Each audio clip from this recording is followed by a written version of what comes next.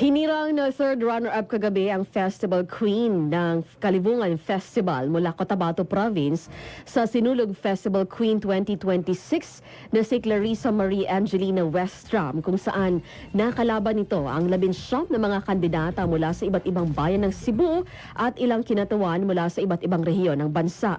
Samantala, all systems go na ang delegasyon ng Kalibungan Festival mula sa lalawigan ng Cotabato para sa kanilang inaabangang presentasyon sa Street Dancing and Grand Rituals Showdown ng Sinulog 2026 bukas, January 18. Matapos ang ilang araw na puspusang ensayo sa Cebu, handa nang ipamalas ng mga mananayaw mula sa Mlang National High School ang kanilang bagsik at husay sa pagsayaw upang masungkit ang kampyonato. Abot naman sa 37 ang delegasyon mula sa iba't ibang bahagi ng bansa na maglalaban-laban.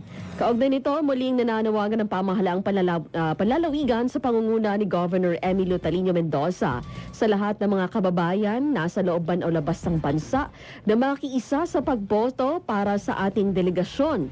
Maaring suportahan ang Kalibungan Festival sa pamamagitan ng pag-download ng Sinulog 2026 mobile application sa iOS at Android at pagboto sa kategoryang Netizens Choice Award. Ang bawat boto ay malaking puntos upang lalong itampok ang galing ng mga Cotabateño sa national stage at ipakita ang pagkakaisa ng ating lalawigan. Kasunod ng ingrandeng parada bukas, gaganapin naman ang formal na awarding ceremony sa Lunes, January 19, upang kilalanin ang mga nagwagi sa iba't ibang kategorya.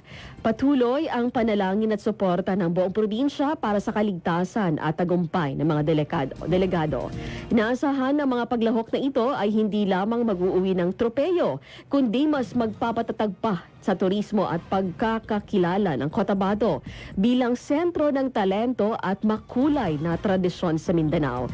Naglaan naman ang pamahalaang panlalawigan ng kabuang pondo na 10 million pesos para sa naturang delegasyon upang masiguro ang kanilang world-class na pagtatanghal sa entablado ng Sinulog.